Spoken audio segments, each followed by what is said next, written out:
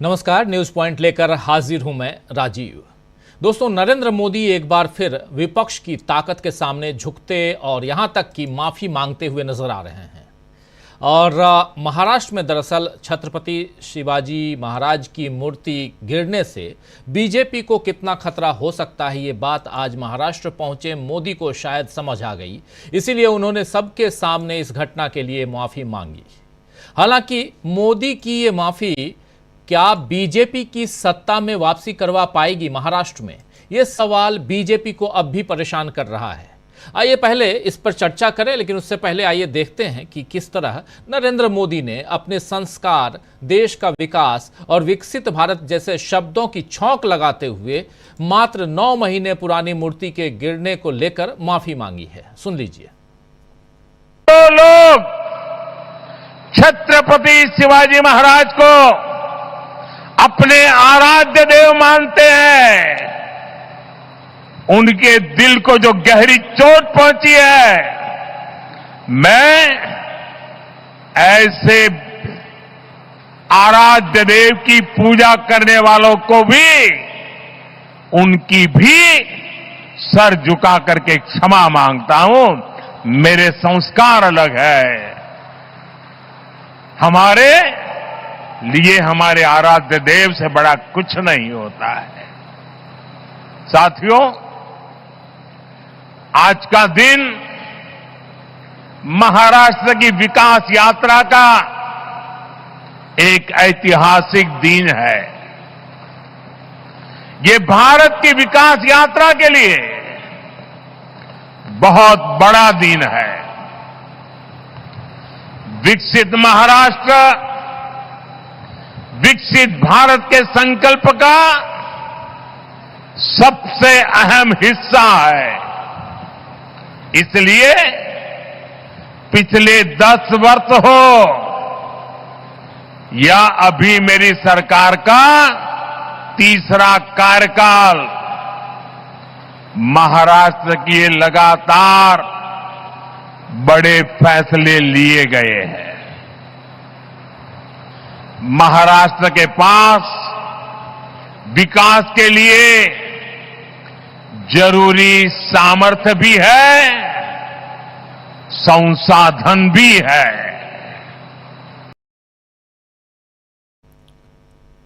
तो मोदी तो माफी मांग रहे हैं, लेकिन उनके हाव भाव बता रहे हैं कि जो कुछ हुआ उसमें वो अब भी बीजेपी को दोषी नहीं मान रहे हैं।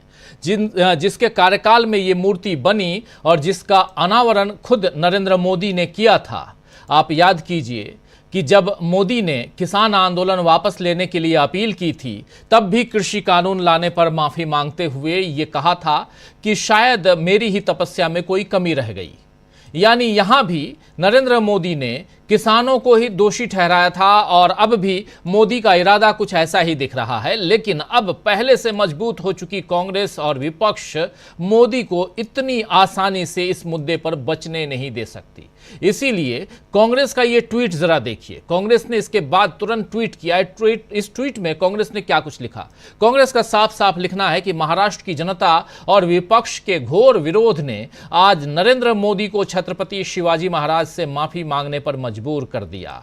लेकिन ये माफी नहीं, ढोंग है। अगर मोदी वाकई में अपने इस अक्षम्य पाप के लिए माफी मांग रहे हैं तो वे महाराष्ट्र के सीएम और डिप्टी सीएम को अपने पद से हटाएं। साथ ही इस प्रोजेक्ट में जिन लोगों की संलिप्तता थी उन पर कड़ी कार्रवाई करें। राज्य का अपमान और दरअसल महाराष्ट्र न भूलेगा न माफ करेगा। राज्य का ये अपमान महाराष्ट्र न भूलेगा न माफ करेगा। ये कांग्रेस पार्टी की तरफ से, यानी कांग्रेस ने साफ साफ मोदी की माफी को ढोंग कांग्रेस बता रही है। दरअसल आज जब मोदी मुंबई में थे तो कांग्रेस ने सड़कों पर प्रदर्शन किया था। उसके नेताओं को पुलिस ने गिरफ्तार भी किया, लेकिन इस गिरफ्तारी का गलत संदेश जनता के बीच गया और इसीलिए मोदी को लगा होगा कि माफी मांगकर वो बीजेपी को बचा लेंगे। लेकिन शिवाजी की मूर्ति गिरने का हादसा बीजेपी को महाराष्ट्र में हराने का बड़ा कारण बन सकता है। इधर हरियाणा में भी बीजेपी की हार की भविष्यवाणी हो रही है। हरियाणा को लेकर लोकपोल की एक संस्था है, वो लोकपोल ने प्री पोल सर्वे किया है, जिसके मुताबिक 90 विधानसभा सीटों वाले प्रदेश में यानी हरियाणा में बीजेपी के साथ बड़ा खेला हो सकता है। इस बार हरियाणा में कांग्रेस सबसे बड़ी पार्टी बनकर वापसी करेगी, ऐसा सर्वे में दावा किया गया है। कांग्रेस को 58 से 65 सीटें 58 to 65 सीट्स मिलने का अनुमान है और इस चुनाव में कांग्रेस का वोट शेयर 46 से 48%, 46 to 48% वोट शेयर हो सकता है इस चुनाव में। वहीं बीजेपी को इस सर्वे के अनुसार 20 से 29 सीटें हासिल हो सकती हैं और उसका वोट शेयर 35 to 37 यानी 35 से 37% रह सकता है। इस सर्वे के अनुसार 3 से 5 सीटें अन्य के खाते में, अदर्स के खाते में भी जा सकती हैं। आपको बता दूं कि लोकपोल ने 26 जुलाई से 24 अगस्त 2024 के बीच ये सर्वे किया है और इस सर्वे की माने तो जाट सिख और जाटव बड़े स्तर पर कांग्रेस के समर्थन में जाएंगे। वहीं एंटी इनकम्बेंसी फैक्टर का असर भी बीजेपी पर पड़ा है।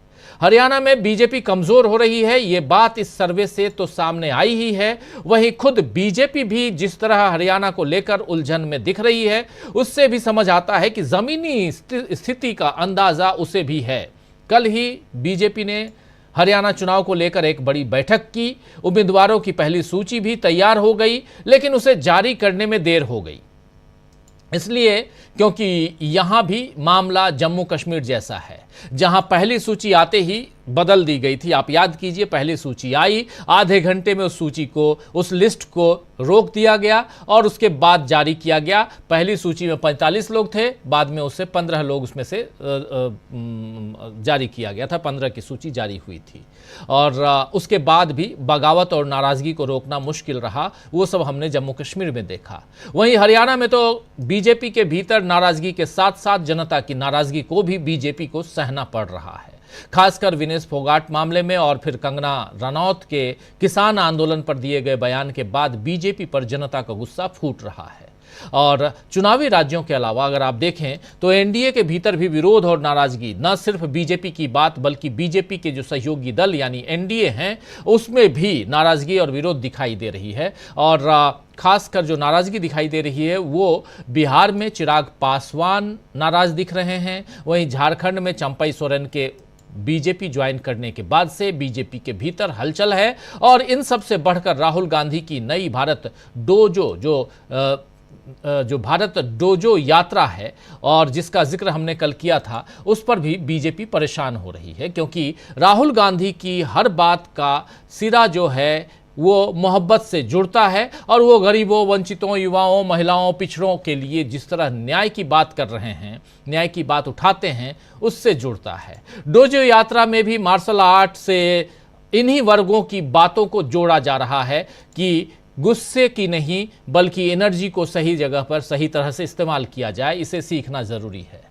राहुल गांधी की इस पॉजिटिव पॉलिटिक्स पर बीजेपी कोई निगेटिव रिमार्क करे और बीजेपी कोई नैरेटिव सेट करे तो भी जनता के सामने उसकी पोल खुल जाएगी। यानी बहुत कुछ, चाहे आप राहुल गांधी को यहाँ डिफेम करने की कोशिश करें, बदनाम करने की कोशिश करें, उनकी यात्राओं के जरिए उन्हें घेरने की कोशिश करें, या आप हरियाणा की बात करें, महाराष्ट्र की बात करें, हर जगह बीजेपी घिरी हुई नजर आ रही है। तो इसीलिए दोस्तों आइए आज इसी बात पर चर्चा करेंगे कि कैसे मोदी भी अब माफी वीर बनने की तरफ बढ़ चुके हैं। शिवाजी की मूर्ति पर माफी मांगने के बाद अब क्या वो देश में जितने मुद्दे हैं, खासकर किसानों का मामला, अग्निवीरों का मामला, ऐसे तमाम मामले, इन मामलों पर भी गरीबों, वंचितों, जाति आधारित जनगणना की बात, इन सब पर भी जाति आधारित जनगणना की बात इसलिए कर रहा हूं क्योंकि कंगना रनौत ने कह दिया कि नहीं होनी चाहिए जनगणना।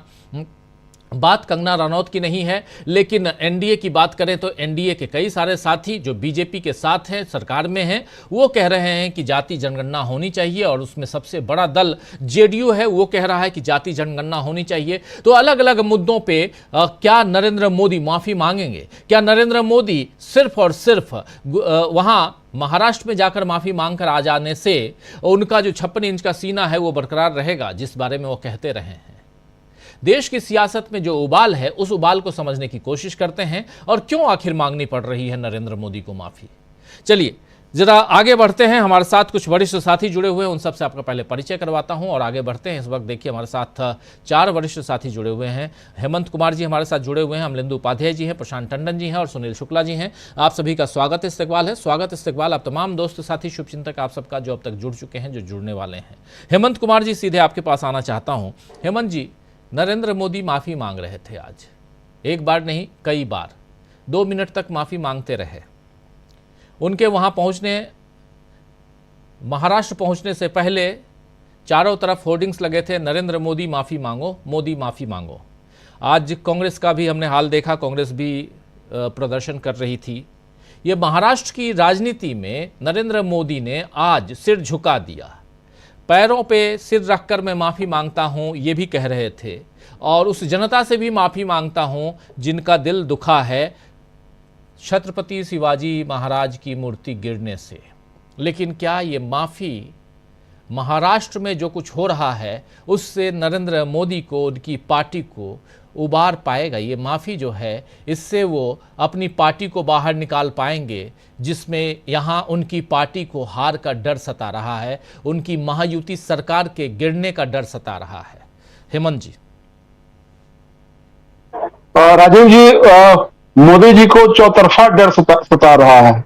वो सिर्फ महाराष्ट्र में नहीं बल्कि उनको जम्मू कश्मीर में, हरियाणा में, झारखंड में, सब जगह उनको डर सता रहा है। लेकिन सबसे बड़ी बात यह है कि जो मोदी जी माफी मांग रहे थे, वो तो उनके बॉडी लैंग्वेज से लग रहा था कि वो लोगों को डांट रहे हैं।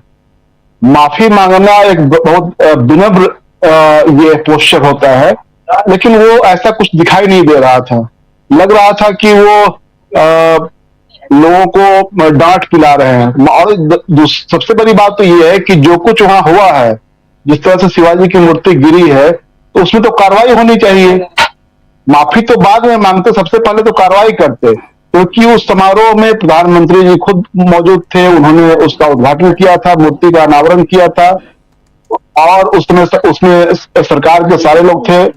तो सवाल उठता है कि कोई जिम्मेवारी तय होगी कि नहीं। जिम्मेवारी तय करने के बदले में आप माफी मांग करके निकल जाएंगे, ऐसा नहीं होगा। आप एक तरह से इमोशनल कार्ड खेल रहे हैं। इमोशनल कार्ड खेलने का मकसद ये है कि लोगों को इमोशनली चाहते हैं कि अपने पक्ष में किया जाए, कि लोग समझे कि अरे प्रधानमंत्री जी माफी मांग रहे हैं तो उनको माफी दे दी जाए। लेकिन मुझे लगता है कि ऐसा होगा नहीं। प्रधानमंत्री जी वहां माफी मांगे और उनकी बात सुन ली जाए। ये मुझे लगता है कि जो महाराष्ट्र में जो स्थिति है, और खास करके जो शिवाजी का जो वहां पर लोग जनमानस में जितना सम्मान है, उसकी भरपाई उससे नहीं हो सकती है। प्रधानमंत्री जी को चाहिए था कि वहां कड़ी से कड़ी कार्रवाई की जाती, तब जाकर के लगता कि कुछ करना चाह रहे हैं। अभी जनता के ऊपर में है कि उनकी माफी को कैसे वो लोग स्वीकार करते हैं, लेकिन उनको चाहिए था कि कार्रवाई करते हुए दिखना चाहिए था। लेकिन ऐसा कुछ होता हुआ दिख नहीं रहा है। आज आप देखें कि जो यहाँ चंपई सोरेन उनकी पार्टी में गए हैं, जो पिछले दिनों जो पूरा प्रकरण जो चला, उसमें ये लग रहा था कि अब झारखंड की सरकार अब गिरी तब गिरी, लेकिन हुआ क्या, अंततः सिर्फ एक चंपई सोरेन उनके साथ गए। और चंपई सोरेन को लेकर के भी पार्टी के भीतर जिस तरह का अंतर्विरोध है, खास करके जो बाबूलाल मरांडी हैं, जो पूर्व मुख्यमंत्री रहे हैं, जब बिहार झारखंड का बंटवारा हुआ था तो पहले मुख्यमंत्री वही बने थे, और लगभग 18 सालों तक पार्टी से अलग रहे। वो 2020 में उनकी वापसी हुई है इस भाजपा में। तो उनको लेकर के जो स्थिति थी, तो वहां चंपई सोरेन वाला प्रकरण जो था, उसमें जो सबसे इस देश में सबसे बरबोला और एक तरह से कह लीजिए जो गालीबाज मुख्यमंत्री जो है असम के, हेमंत बिस्व शर्मा, उनके नेतृत्व में जो कुछ हो रहा था, तो लग रहा था कि कुछ बड़ा कुछ बीजेपी वहां हासिल कर लेगी। लेकिन बीजेपी वहां बहुत कुछ हासिल नहीं कर सकी, बल्कि जो पूरा जो शो था एक तरह से फ्लॉप शो साबित हुआ। वहां पर कोल्हान के इलाके में जो चंपई सोरेन का जो प्रभाव है, और उस इलाके में 2019 के विधानसभा चुनाव में जो 14 सीटें हैं, उन 14 सीटों में से सभी सीटें वहां इसके जेएमएम और कांग्रेस और एक निर्दलीय सरयू राय के खाते में गई थी। वहां बीजेपी नहीं जीत पाई थी। तो बीजेपी को लग रहा था कि वहां चंपई सोरेन को ला करके कुछ बड़ा करेंगे, लेकिन उनके मुकाबले में एक रामदास सोरेन को लाया गया है। आज ही उनको कैबिनेट मंत्री बनाया गया है हेमंत सोरेन की सरकार में। तो बीजेपी वहां जो कुछ चाह रही थी वहां पर भी बीजेपी का दांव नहीं चला। बिहार में आप देखिए कि चिराग पासवान को लेकर के एक नई बात सामने आई है कि वहां एक राकेश सिंह नाम के बीजेपी के नेता हैं जो एलजेपी के टिकट पर ही 2020 के बिहार विधानसभा चुनाव में घोषित से उम्मीदवार थे। उनकी ओर से अखबारों में, सोशल मीडिया में, सभी ये वेबसाइट पे एक बयान चल रहा है और बड़े अखबारों में उसको बहुत प्रमुखता से छापा गया है कि चिराग पासवान ने अपने हलफनामे में बहुत सारी गलत जानकारी दी और तथ्यों को छुपाया। एक सबसे बड़ी जो जानकारी उसमें दी गई है कि जो दिल्ली में उनके खिलाफ जो एक रेप का केस है, जिसमें प्राइम एक्यूज उनके पूर्व सांसद भाई जो प्रिंस राज हैं वो हैं, और उसमें को एक्यूज चिराग पासवान है, जिसमें चिराग पासवान ने अपने आप को एग्जेम्प्ट करने के लिए आवेदन दे रखा है। तो इसको इन लोगों ने इशू बनाया है कि ये चिराग पासवान ने अपनी जानकारी छुपाई और चुनाव आयोग से शिकायत की गई है कि इनकी सदस्यता खत्म की जाए। तो ये बीजेपी, इसके पीछे माना जा रहा है कि बीजेपी का पूरा गेम प्लान है, क्योंकि जो राकेश सिंह है वो फिलहाल बीजेपी में है। इसके पहले बीजेपी के ही जो गेम प्लान के तहत चिराग पासवान ने जो पूरे बिहार में जो अपना लगभग 140-42 उम्मीदवार जो उतारे थे, उन उम्मीदवारों की सूची में इनका नाम था एलजेपी की ओर से, जिसको लेकर के नीतीश कुमार को काफी नुकसान हुआ था। तो अब चिराग पासवान को शांत करने के लिए ये सब चीजें निकाली जा रही है। एक रेप का केस है, एक जो जहां से उन्होंने इंजीनियरिंग की पढ़ाई की थी बुंदेलखंड से, उसके बारे में कि वहां उन्होंने फर्जीवाड़ा किया था पढ़ाई में, वो कभी गए नहीं थे कॉलेज में और उनका कभी कोई अटेंडेंस नहीं बना था जी। और उनके एक पैतृक संपत्ति को लेकर के कि जो शहरबंदी, जो खगड़िया जिले में जो उनका पैतृक गांव है, वहां पर उनका जो ज्वाइंट फैमिली की जो संपत्ति है उसके बारे में भी चिराग पासवान ने जानकारी नहीं दी, जबकि उसके वो वारिस हैं। तो ये सारी जानकारी इसलिए अगर प्रेमा फेसा ये लगता है कि इसमें कुछ गंभीरता है तो चिराग पासवान को घेरने की पूरी तैयारी है। एक और जानकारी मैं दूं कि जाति जनगणना को लेकर के बिहार में आरजेडी की ओर से 1 सितंबर को बड़ा धरना होने जा रहा है, जिसमें पटना का जो धरना होगा उसमें चिराग पासवान शामिल होंगे। तो जाति जनगणना का सवाल और बिहार में 65% आरक्षण का दायरा बढ़ाए जाने को और उसको 9वीं अनुसूची में डालने की जो मांग है उसको लेकर के अब सड़कों पर उतरने का ऐलान हो चुका है और 1 सितंबर को बिहार में ये नजारा देखने को मिलेगा।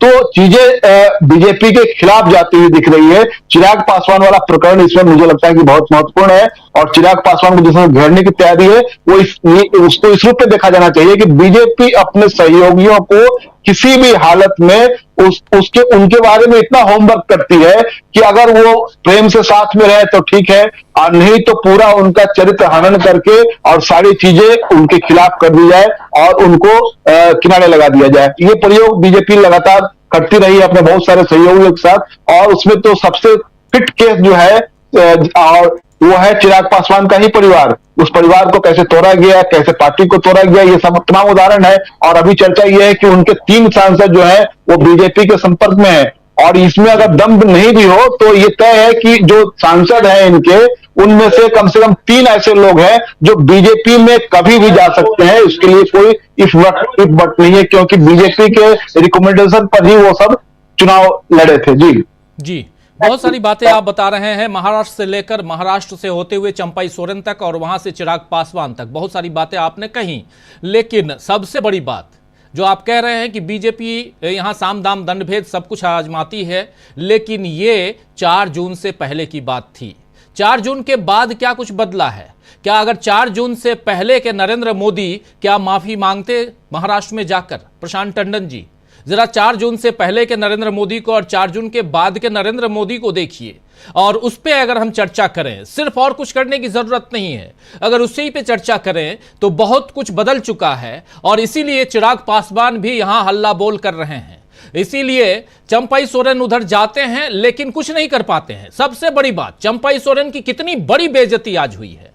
इतना बड़ा पूर्व मुख्यमंत्री दिल्ली में क्या एक बीजेपी का जो राष्ट्रीय अध्यक्ष है वो पटका नहीं पहना सकता था? क्या गृह मंत्री नहीं पहना सकते थे? किसने पहनाया? किसने सदस्यता ग्रहण करवाई रांची में? याद कीजिए। असम के मुख्यमंत्री, पूर्व मुख्यमंत्री शिवराज सिंह चौहान मध्य प्रदेश के, ये हालत कर दिया गया। ऐसी हालत हो गई चंपाई सोरेन की। तो ये परिवर्तन, और उस परिवर्तन में चूंकि वो ऑलरेडी बीजेपी में अब जा चुके हैं, लेकिन यहां पर समझने की जरूरत है, आपके जरिए समझना चाहता हूं प्रशांत जी, कि क्या नरेंद्र मोदी 4 जून से पहले वाले और 4 जून के बाद वाले अगर देखा जाए, उसमें बीजेपी का भविष्य, उसमें आने वाले समय में जितने चुनाव होने हैं, 5 राज्यों के चुनाव, तो 5 राज्यों के तो महत्वपूर्ण, उसके अलावा अगले साल दिसंबर में, नवंबर दिसंबर में जो बिहार में चुनाव 6वां राज्य है, उसका भी अगर उसको भी जोड़ लिया जाए, क्योंकि बिहार के चुनाव को भी कहा जा रहा है कि कभी भी हो सकता है इन्हीं चुनावों के बीच में हो जाए। ये 6 चुनाव, और 6 में से कोई भी चुनाव क्या लगता है कि जहां बीजेपी जीत सकती है अपने दम पे? प्रशांत टंडन जी, जरा यहां से आगे का विश्लेषण। देखिए राजीव जी, तो पहले तो शिवाजी की प्रतिमा पर आते हैं। नरेंद्र मोदी कितनी भी माफी मांग ले, वो मामला सुलटने वाला नहीं है। और इसमें किसी और को, स्ट्रक्चरल इंजीनियर जिसके खिलाफ एफआईआर हो गया, कोई ठेकेदार जिसके खिलाफ एफआईआर हो गया, वो बातें भी सामने आएंगी। उसमें प्रथम दृष्टया जो मामला है कि आप 35 फुट ऊंची प्रतिमा समुद्र के बीच में लगा रहे हैं, जहां पे हवा में नमक होता है, समुद्र का तेज हवाएं चलती ही हैं, 45 किलोमीटर प्रति घंटा की रफ्तार की हवा बहुत असामान्य नहीं है समुद्र में।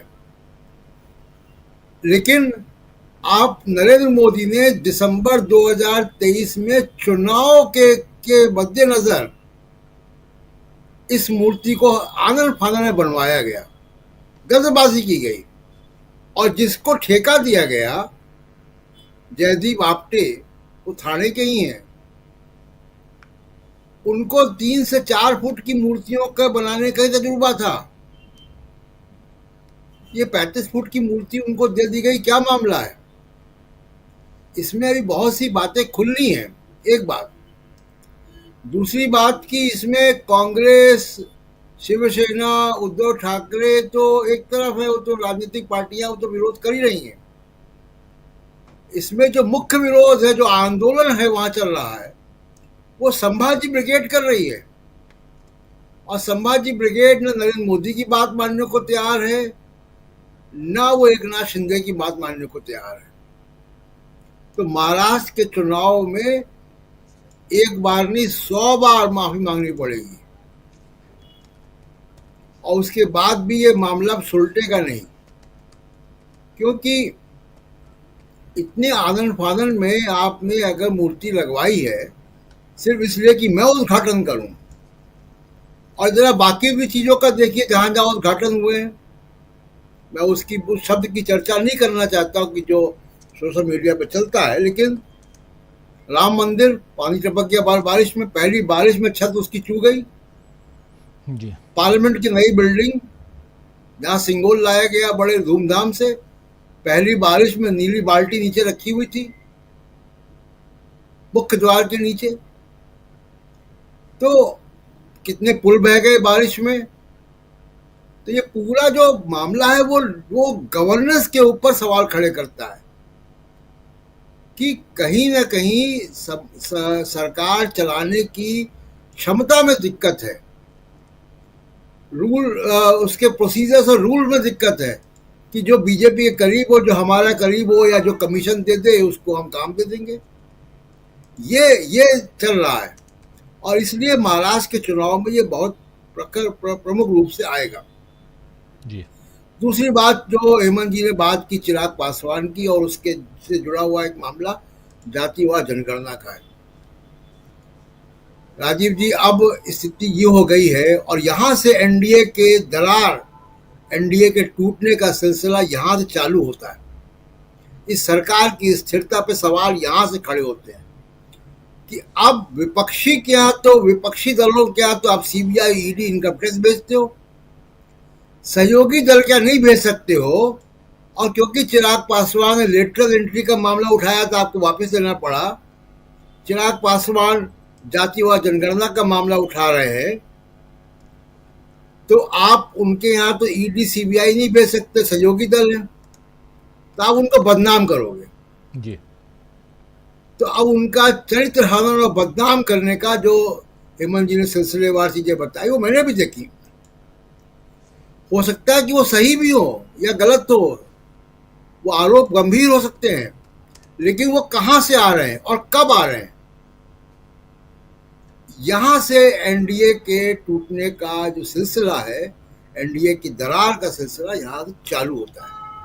और जातिवाद जनगणना का मामला, एक और मैं एग्जांपल देता हूं। ओबीसी वेलफेयर पार्लियामेंट्री कमेटी अभी जो नया बनी है, उसकी पहली मीटिंग हुई और पहली मीटिंग में जेडीयू ने जातिवाद जनगणना की मांग उठाई, और ये वहां पे चिराग पासवान की पार्टी से भी मांग उठी है, वहां कांग्रेस पार्टी से भी मांग उठी है, और उनके जो उस चेयरमैन उस कमेटी को, ओबीसी वेलफेयर कमेटी के, बीजेपी के गणेश सिंह, उन्होंने गृह मंत्रालय के अधिकारियों को तलब किया है कि आप आइए और बताइए, क्योंकि सेंसस का काम शुरू हो चुका है। तो ओबीसी पार्लियामेंट की ओबीसी वेलफेयर कमेटी में जातिवाद जनगणना का मामला एजेंडा में आ चुका है।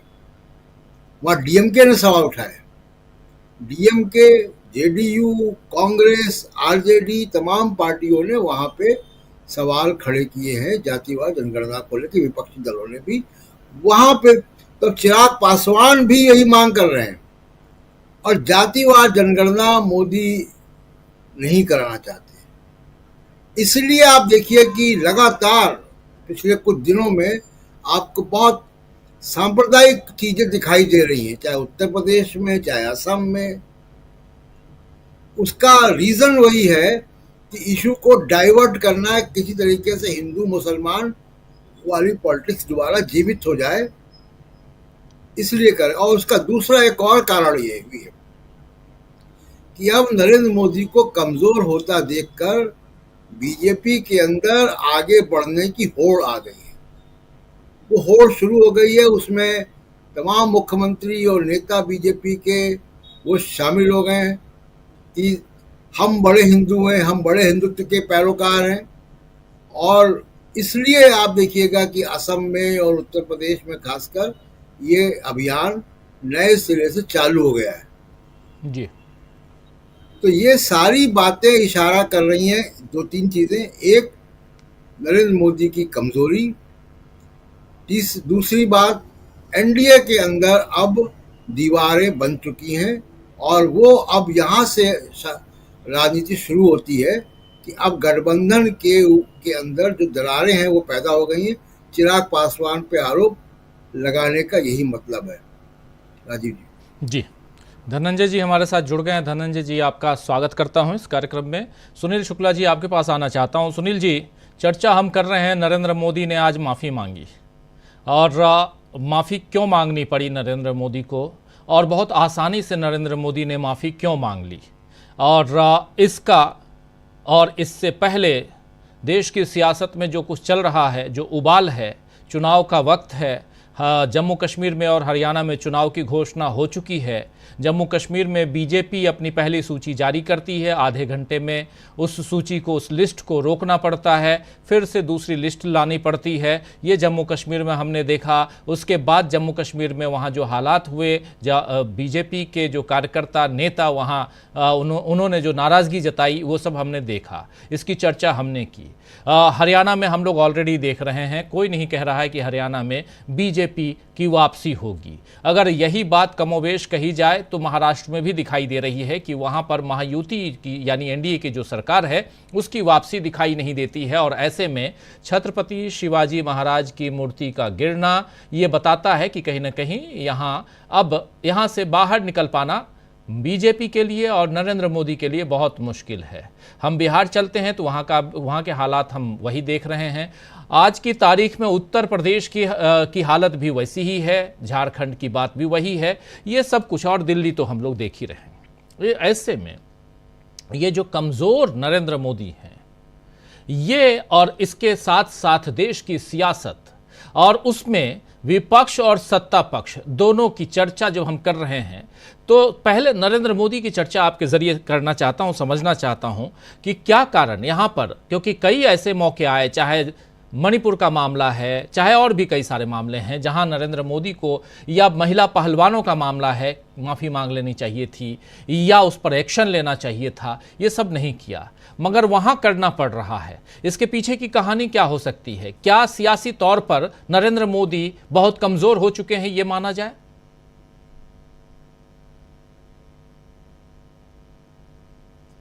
दिखाई जी, माफी मांगने की क्लिप आपने दिखाई।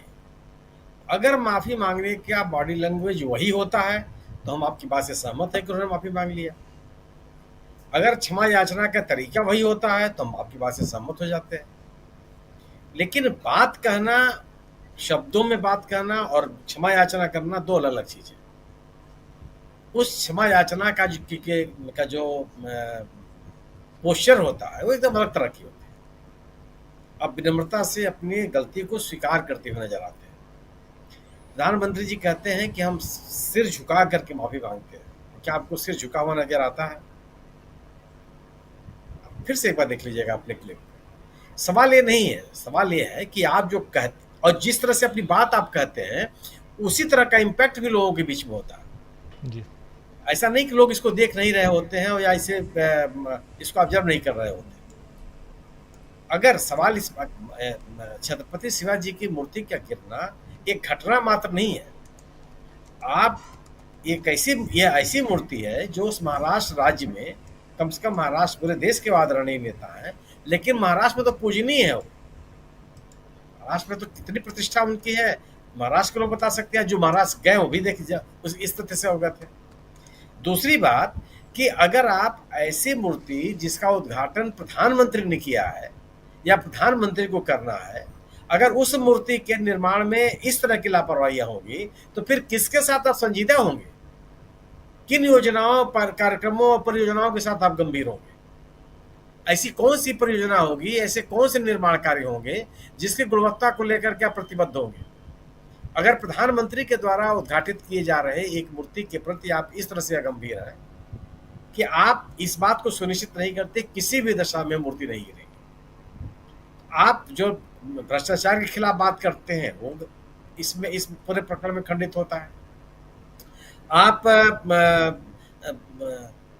सम्मान की जो बात करते हैं अपने महापुरुषों की, वो बात खंडित होती है। कोई स्वीकार नहीं कर सकता इसको। ऐसे में जो एक राजनीतिक माहौल बना है महाराष्ट्र में, तो बीजेपी के पास विकल्प क्या है? 2000 इस साल के लोकसभा के चुनाव में वहां की जनता ने भारतीय जनता पार्टी के प्रति स्थानीय लोगों का रवैया क्या है ये बता दिया। आप 2.5 अंक नहीं पा पाए वहां।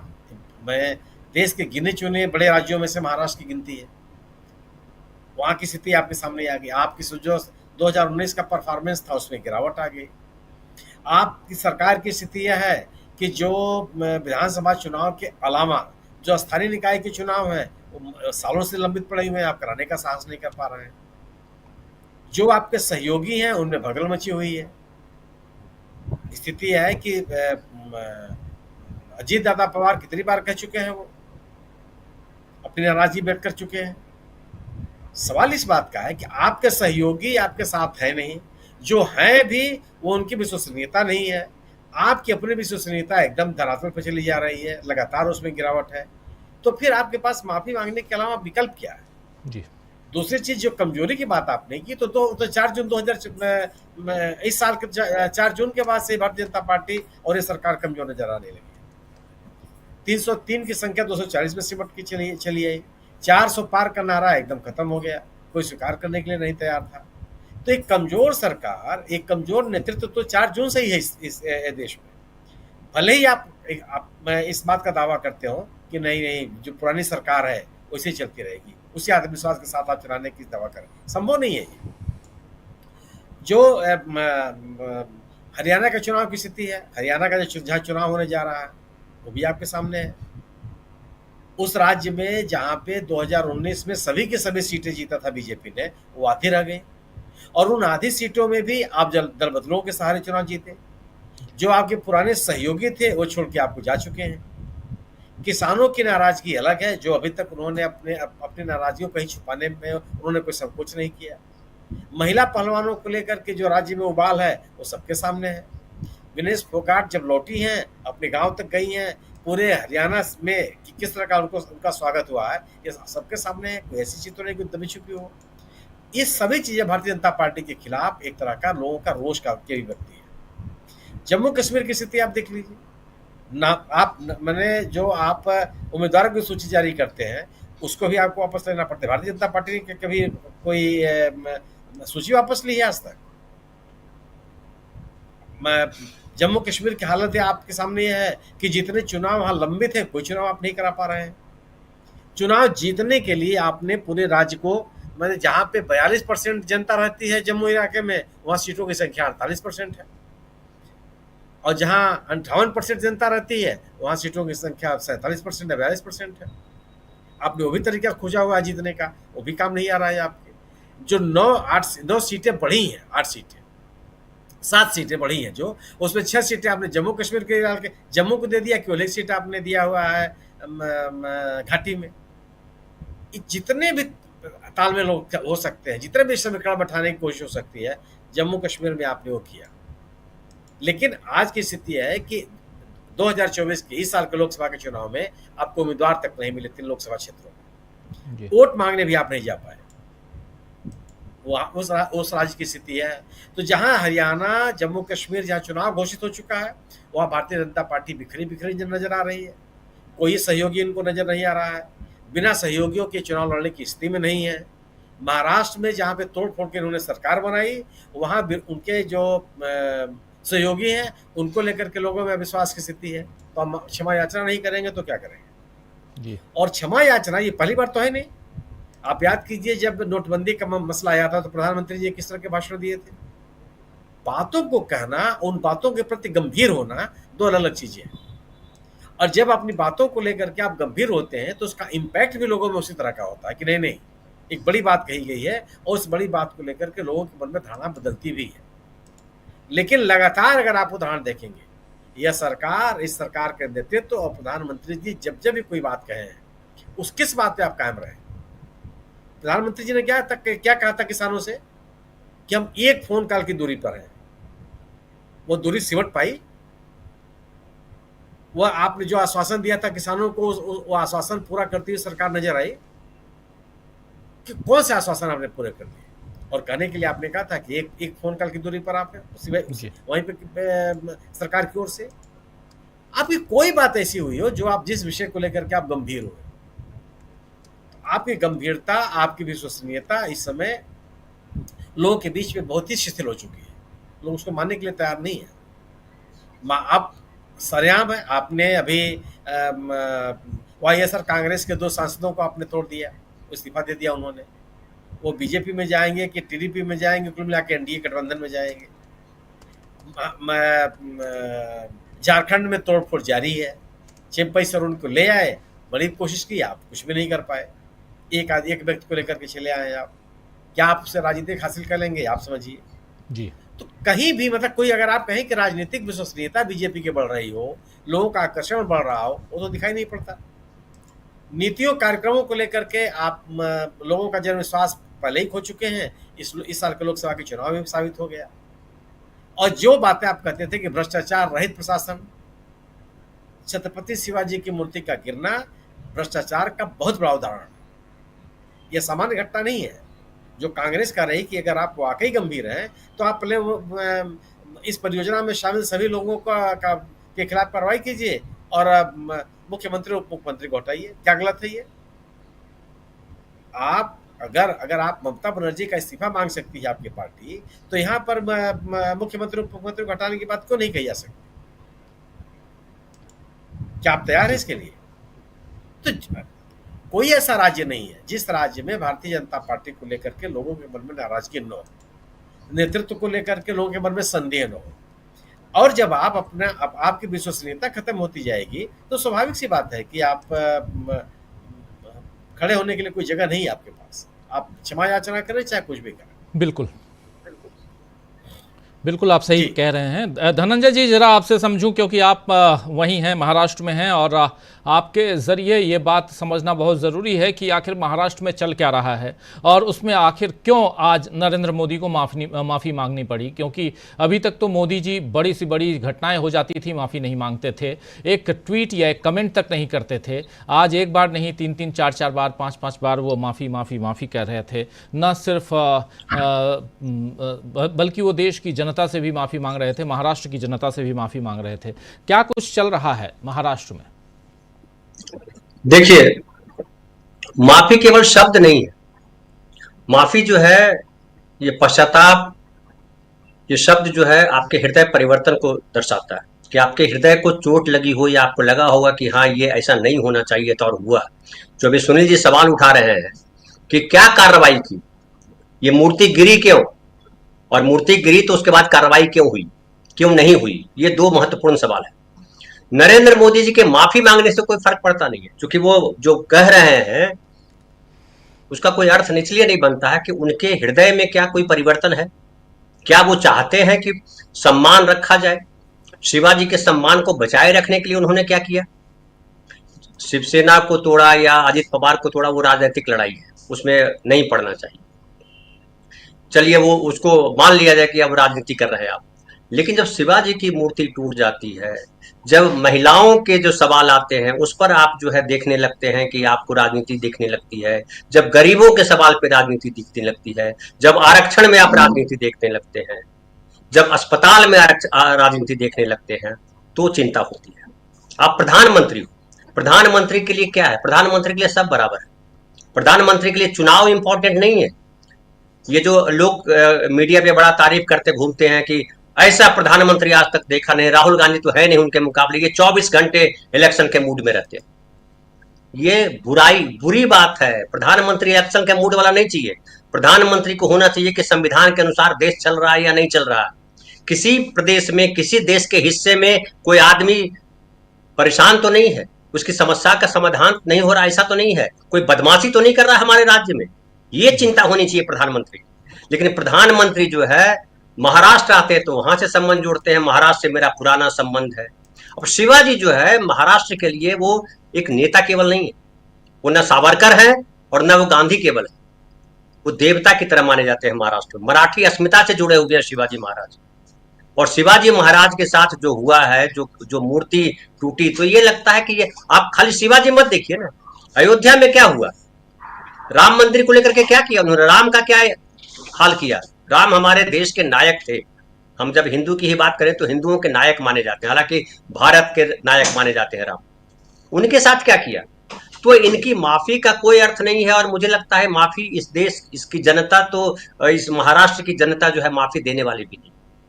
चूंकि भ्रष्टाचार का सवाल हो या जो है नौकरी देने का सवाल हो या किसानों के सवाल हो, तमाम सवालों पर प्रधानमंत्री ने झूठ बोला। और मणिपुर की घटना इतना बड़ा दाग है जिसको प्रधानमंत्री का संघ भी चाहे तो धो नहीं सकता है, बहुत बड़ा दाग है, ये हमारी संस्कृति पे दाग। और आप जो कलकत्ता में जो कर रहे हैं, जो कोलकाता में हो रहा है, जिस तरह की राजनीति कर रहे हैं, वो राजनीति नहीं है, वो कुर्सी पाने की घटिया राजनीति है। और महाराष्ट्र में भी वही किया उन्होंने। आप याद कीजिए, वाजपेयी जी को याद कीजिए, वाजपेयी जी की सरकार एक वोट से गिर गई थी। आप संस्कार की बात करते हो तो वो याद रखना पड़ेगा, एक वोट से सरकार गिरी, लेकिन सरकार को गिरने दिया। उन्होंने कहा कि हम ऐसी चीजों को चिमटे से भी छूना पसंद नहीं करेंगे। वो भारतीयता है, वो भारतीय संस्कृति है, वो राजनीति का वो धवल पक्ष है। लेकिन आपने क्या किया? आपने खुलेआम किसानों के खिलाफ, ये जो किसानों के खिलाफ बोल रही है ये कंगना रनावत की क्या हैसियत है बोलने की? कौन है ये कंगना रनावत? क्यों बोल रही है? बुलवार है, बोल नहीं रही है। वो सांसद नहीं, सांसद की हैसियत क्या है प्रधानमंत्री के सामने? सर, मोदी जी के सामने किसकी हैसियत है? अभी इस्तीफा लिखवा लेंगे, मोदी जी घर चली जाएगी उठाती हुई। वो खुद बोलती हैं प्रधानमंत्री बुलवार है, वो चाह रहे हैं कि प्रधानमंत्री ऐसे बयान दे, जाति गणना के खिलाफ बोल रही है। ये आरएसएस का पुराना नजरिया है, बीजेपी का पुराना नजरिया है। वो छोटे मोटे नेताओं से बयान दिलवा देते हैं और वो अपने मैसेज, अपने कोर वोटर को मैसेज दे देते हैं कि देखो हम यही करने वाले हैं। बाद में फिर बोलेंगे अरे यार वो तो प्रधानमंत्री से थोड़े बोलते हैं, देखो उसने बोला ना ऐसा, हम उसी नीति पे चलने वाले हैं, उसी रीत पे चलने वाले, उसी राह पे चलने वाले हैं। जब ये बात आपको याद हो कि ये बात चली कि कंगना रनौत ने किसानों के खिलाफ जो बोला उस पर डांट पड़ी, नड्डा साहब ने कहा, तो जाति गणना पे कैसे बोल दी उसने, और उसका बाकायदा पूरे मीडिया में इंटरव्यू कराया जा रहा है। कौन कर रहा है, किस मीडिया के आदमी की हिम्मत है अभी, जो गोदी media, gutter media, Bhajpa media जिसकी हैसियत है किसी संपादक की कि वो कंगना के बिना मर्जी के वोट ले ले, ये इंटरव्यू ले ले। वो खाली इमरजेंसी की तारीफ करने के लिए नहीं बोल रही, इमरजेंसी पे बात करती हूँ, वो बात कर रही है जाति गणना पे। जाति गणना पे क्यों बोल रही है, किसानों के मुद्दे पे क्यों बोल रही है वो, क्योंकि बीजेपी का मूल स्वर वही है, जाति गणना उसको नहीं कराना है। और सबसे बड़ी दिक्कत है राहुल गांधी के उभर आने से। देखिए आज जो राहुल गांधी के बाद जो देश की राजनीति है पूरी बदल गई। पहले आप गौर कीजिए, कांग्रेस और बीजेपी कमोबेश लगता था कि वही ट्रैक पे चल रही है, जो सवर्णवाद ट्रैक है वही चल रहा है, लेकिन राहुल गांधी ने पूरे ट्रैक को चेंज कर दिया और उसको सामाजिक न्याय पे ला दिया। सामाजिक न्याय पे अब दिक्कत यह है बीजेपी के साथ, संघ के साथ, खाली बीजेपी के साथ दिक्कत नहीं है, ये संघ के साथ, कि संघ सामाजिक न्याय पे अगर आएगा तो संघ का सोच ही पूरा खत्म हो जाएगा, संघ की जो अवधारणा है वही खत्म हो जाती है। तो जब संघ की अवधारणा खत्म हो जाएगी वैसा काम क्यों करेगा, तो वो लगातार ईडब्ल्यूएस लाया इसलिए गया, ईडब्ल्यूएस लाने का कोई पर्पस नहीं। आरक्षण को लेकर के जो तमाम इनकी रणनीति चल रही है वो क्या चल रही है, आरक्षण को किस तरह से खत्म किया जाए, और जो दबा कुचला समाज है, जो पिछड़ा समाज है वही रह जाए। आप एक तरफ बोल दो कि समता का अधिकार है, सबको समान अवसर मिलने चाहिए, लेकिन समान अवसर का मतलब केवल ये नहीं होता है कि सब वैकेंसी के लिए बैठ जाए बराबर तरीके से, पहले उस एलिजिबिलिटी में तो बराबर तरीके से आए। समानता तो वो है ना कि आप उसके लिए पढ़ने का सही अवसर मिले, उसके रहने जीवन खाने का सही अवसर मिले। जब तक वो सही अवसर नहीं होगा, जिसको कहते हैं कि प्लेइंग लेवल फील्ड, एक समान मैदान होना चाहिए ना, कोई नियम है तो नियम सबके लिए बराबर होना चाहिए ना, क्रिकेट का नियम है तो क्रिकेट के नियम सबके लिए बराबर होते हैं ना। ऐसा तो नहीं कि बांग्लादेश के लिए अलग है और जो है भारत के लिए अलग हो जाएगा, पाकिस्तान के लिए अलग हो जाएगा। तो वो जो है ये नरेंद्र मोदी जो कह रहे हैं महाराष्ट्र करके मैं माफी मांगता हूं, ये माफी नहीं मांग रहे हैं, वोट मांग रहे हैं, और वोट मांग रहे हैं। उनको लग रहा है कि महाराष्ट्र से पूरा साफ हो गया है। महाराष्ट्र से साफ होने का मतलब समझिए आप, लगातार ये बात हो रही है कि आरएसएस नाराज है मोदी जी से। अभी आप देखिएगा जो भाजपा मीडिया उसमें लगातार छप रहा है आरएसएस इन वजहों से मोदी जी से नाराज है। ये सब ढोंग है, इसको हम सबको समझना होगा। वो ढोंग इसलिए है कि दोनों एक ही थैली के चट्टे बट्टे हैं। एक होता है ना गुड कॉप बैड कॉप, ये गुड कॉप बैड कॉप है। ये एक को ये कहेंगे, फिर किसी दिन आएगा कि नरेंद्र मोदी को देखिए बीजेपी ने किनारे कर दिया, जैसे अडवाणी जी को किनारे कर दिया। लेकिन इनको दरअसल राहुल गांधी से तनाव हो गया है। राहुल गांधी ने जो मोर्चा पकड़ा है वो लग रहा है कि अगर उस मोर्चे पे देश चला गया, ये जो अभी बात कर रहे थे प्रशांत भाई चिराग पासवान की, चिराग पासवान ने क्यों रूट बदला है? चिराग पासवान ने रूट इसलिए बदला है कि उसको मालूम है कि अगर इस रूट पे नहीं आएंगे, बीजेपी के रूट पे रहेंगे तो गायब हो जाएंगे। नीतीश कुमार हिम्मत नहीं दिखा पा रहे हैं बीजेपी के रूट पर आने की। क्यों नहीं दिखा पा रहे हैं? क्योंकि उनको पता है कि ये अवेयरनेस जो है पिछड़े दलित आदिवासी समाज में आ गया है अवेयरनेस, इस अवेयरनेस को दबाया नहीं जा सकता है। और चूंकि अब एक नेशनल पार्टी, पहले समाजवादी पार्टियां जो टुकड़े में थी, रीजनल पार्टी के तौर पे थी, उसके कहने का बहुत अर्थ नहीं होता था। बीजेपी बहुत चिंतित नहीं होती थी उस बात से, संघ को बहुत चिंता वो नहीं होती थी। लेकिन कांग्रेस जब कह रही है तो संघ के नेताओं को नींद नहीं आ रही है, क्योंकि उसके हिंदूवाद का क्या होगा? जो हिंदूवाद का मतलब होता है जो वो मनुस्मृति है, उसका क्या होगा? मनुस्मृति कैसे चलेगा? और फिर जब ब्राह्मण और जब जो शूद्र जो है जब बराबर हो जाएंगे तो फिर क्या अर्थ है? फिर धर्म कैसे चलेगा? फिर धर्म के सारे पाखंड खोल दिए जाएंगे। ये जो 36 प्रकार के बाबा जो शहर में घूम रहे हैं प्रवचन देते हुए और बता रहे हैं यही धर्म है, उनका क्या होगा? संघ की चिंता ये है। फिर मंदिर का क्या होगा? संघ की चिंता ये है। और इसलिए इसमें देखिएगा मुसलमान भी साथ आ जाएंगे, मुस्लिम ये जो लोग हैं, जो पोंगापंथी लोग हैं, वो भी इनके साथ जुड़ेंगे। आप याद कीजिए आजादी के पहले का समय, ये तमाम धर्म के नाम पर पाखंड करने वाले लोग इकट्ठा हो जाएंगे संघ में। देखिएगा संघ और ये लोग मिलने लगेंगे। दिक्कत है ये कि दोनों में से कोई नहीं चाहता, कोई धर्म वाला नहीं चाहता सामाजिक न्याय। कोई धर्म वाला नहीं चाह रहा है कि महिलाओं के साथ बराबरी का व्यवहार किया जाए। ये दिक्कत है और ये तमाम समाजों में, भारत के तमाम समाजों में दिक्कत है। और इससे लड़ाई लड़ना राहुल गांधी के लिए एक दिन की बात नहीं है। राहुल गांधी ने कहा भी तो उनको कांग्रेस के भीतर लड़ना है, लेकिन जो उन्होंने कहा है, इस देश का प्रबुद्ध समाज, खास करके जो सवर्णवादी समाज नहीं है, जो चाहता है कि सामाजिक न्याय हो, संविधान के अनुसार देश चले, जो बाबा साहब को मानने वाले लोग हैं, जो नेहरू को मानने वाले लोग हैं, जो गांधी को मानने वाले लोग हैं, जो भगत सिंह को मानने वाले लोग हैं, वो तमाम लोग चाहते हैं कि सामाजिक न्याय हो। सामाजिक न्याय ही संविधान का मूल है। उसको छोड़ करके आप देश को आगे बढ़ा नहीं सकते।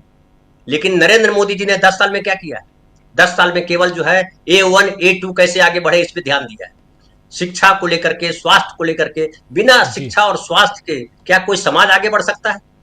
आपने शिक्षा को दूर कर दिया, आपने स्वास्थ्य को दूर कर दिया, और ये जो बांट रहे हो झुंझुना, हमने जो है जनधन खाते इतने खोल दिए। अरे खाते कितने बंद हैं? जिनके खाते उनसे कितना पैसा बटोरा गया है मिनिमम पैसे के नाम पे, आपको मालूम है जी। और अगर आप कह रहे हो कि जीरो है तो पैसे खाते खोल के करेंगे क्या?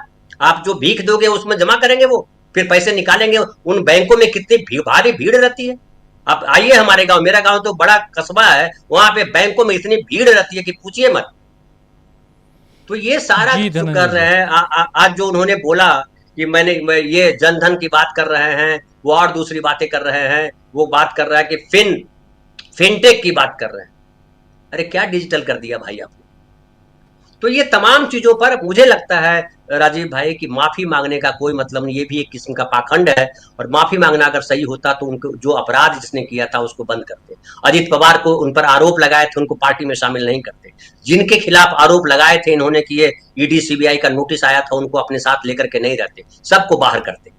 लेकिन भ्रष्टाचार के मुद्दे हो या कोई मुद्दा हो, सारे मुद्दों पर इनका पाखंड है। धर्म, भ्रष्टाचार, सामाजिक न्याय, ओबीसी, सब पाखंड से भरे हुए लोग हैं, और ये पाखंडी है। ये पाखंड देश के अब जो प्रबुद्ध वर्ग है उसको समझ में आ गया। राहुल गांधी ने उसको समझा दिया, या राहुल गांधी खुद समझ गए हैं कि जब तक इस ट्रैक पे हम आएंगे नहीं, कांग्रेस खड़ी नहीं होगी।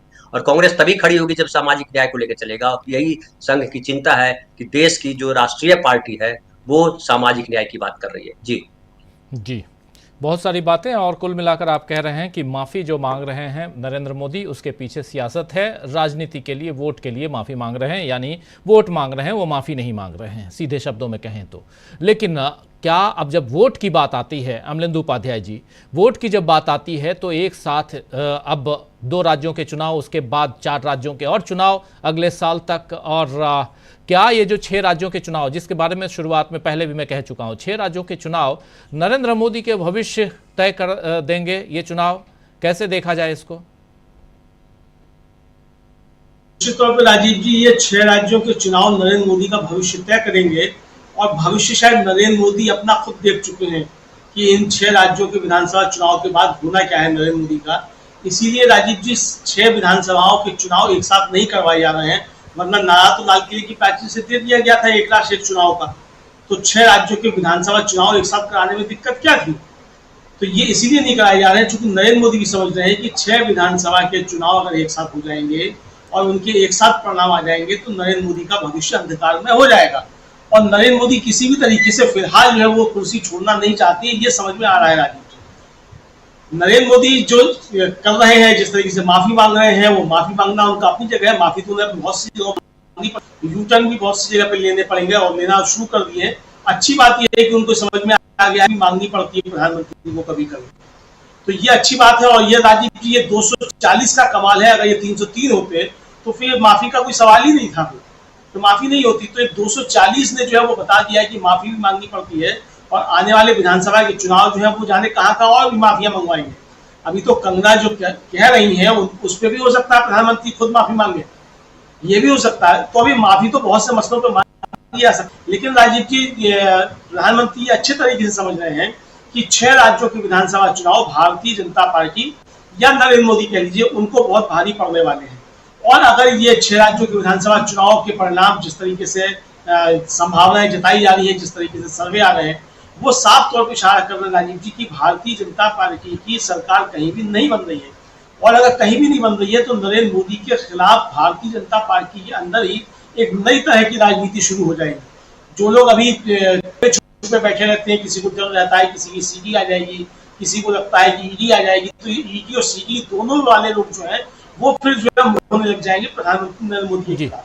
तो इसीलिए ये सब समझाया जा सकता है। तो आज जिस तरीके से प्रधानमंत्री नरेंद्र मोदी ने जाकर के माफी मांगी है, ये मुझे लगता है आने वाले समय में और माफी मांगनी पड़ेगी, और 6 राज्यों के विधानसभा चुनाव जब तक पूरे होंगे तब तक कई बार जो है प्रधानमंत्री नरेंद्र मोदी का सिर सस्ते में झुका हुआ दिखाई देगा। जी, चुनाव का वक्त है और चुनाव में जीत किसी भी ढंग से चाहिए। कोई भी पार्टी हो वो चाहती है, चुनाव में उतरती इसीलिए है कि अखाड़े में आप उतरते हैं तो जीत सोच के उतरते हैं कि मुझे जीतना है। और नरेंद्र मोदी हो या राहुल गांधी हो, ये भी उतरते हैं तो वैसे ही। लेकिन नरेंद्र मोदी में फ़र्क क्या है? नरेंद्र मोदी 24 घंटे चुनावी मोड में क्यों रहते हैं, और अब 4 जून के बाद क्या कुछ परिवर्तन आया है देश की सियासत में? नरेंद्र मोदी की सियासत में क्या परिवर्तन आया है, ये समझना भी ज़रूरी है। और ज़रा फिर से हेमंत जी आपके पास आना चाहता हूँ, ज़रा फोकस्ड ऑन नरेंद्र मोदी की सियासत, और उसमें अगर राहुल गांधी से तुलना करना चाहें तो ज़रूर कीजिए। यह है कि नरेंद्र मोदी जी जो अभी सियासत जिस तरह की कर रहे हैं, उसमें अभी जो नया जो मामला है कि उन्होंने माफी मांगी। आप बताइए कि इस देश में जो बहुत सारी ऐसी घटनाएं हो रही है जो पूरे तरह से एक वो भारतीय गणराज्य को के चरित्र को पूरी तरह से बदल देने वाली घटनाओं के रूप में मैं उसको देखता हूं। एक मुख्यमंत्री जब विधानसभा के भीतर में खड़ा होकर के कहता है कि मैं असम को मियां भूमि नहीं बनने दूंगा, मैं अपर असम में फलाने को नहीं जाने दूंगा, मैं लोअर असम में फलाने को नहीं जाने दूंगा। एक प्रदेश में एक कांग्रेस पार्टी के एक नेता के घर को बुलडोज कर दिया जाता है, उसके पीछे कोई लॉजिक नहीं होता है, और वहां का मुख्यमंत्री कहता है कि जो कानून तोड़ेगा उसके घर तक कानून पहुंचेगा। एक मुख्यमंत्री कहता है कि जब बटोगे तो कटोगे। किससे बटने और किससे कटने की बात कर रहे हैं आप? संविधान की जो आप शपथ लेते हैं और सबके साथ समान व्यवहार की जो वादा करते हैं, बिना भेदभाव के निरपेक्ष होकर के सबके साथ समान व्यवहार करेंगे, उन कस्मों उन वादों का क्या होता है? तो प्रधानमंत्री जी जो अभी एक शिवाजी की प्रतिमा गिरने पर माफी मांगते हैं, इन लोगों के बारे में क्या कहते हैं? कंगना रनौत के बारे में जो कुछ हुआ, कंगना रनौत ने किसान आंदोलन के बारे में जो राय रखी और उसके बाद जिस तरह की माफी मांगी गई, वो भी अपने आप में वो हास्यास्पद है। जिस तरह का बयान आया, जो लिखित बयान सर्कुलेट किया गया, उस पर कोई दस्तखत मुहर नहीं है। किसी बड़े नेता ने कैमरे पर आकर के नहीं कहा। वो ऐसे ही लग रहा था कि जैसे कि प्रधानमंत्री जी ने आज छाती ठोक करके जो माफी मांगी है, मैं इसको इसी रूप में देखता हूं। मैं कहता हूं कि छाती ठोक करके माफी मांगना, और जो एक और कहावत कही जाती है कि मैं भूरी भूरी आलोचना करता हूं, उसी तरह की ये माफी प्रधानमंत्री जी की है। तो प्रधानमंत्री जी इन सवालों पर जिस तरह का अप्रोच रखते हैं, तो क्या क्यों नहीं माना जाए कि ये इन चीजों को इंडोर्स किया जा रहा है?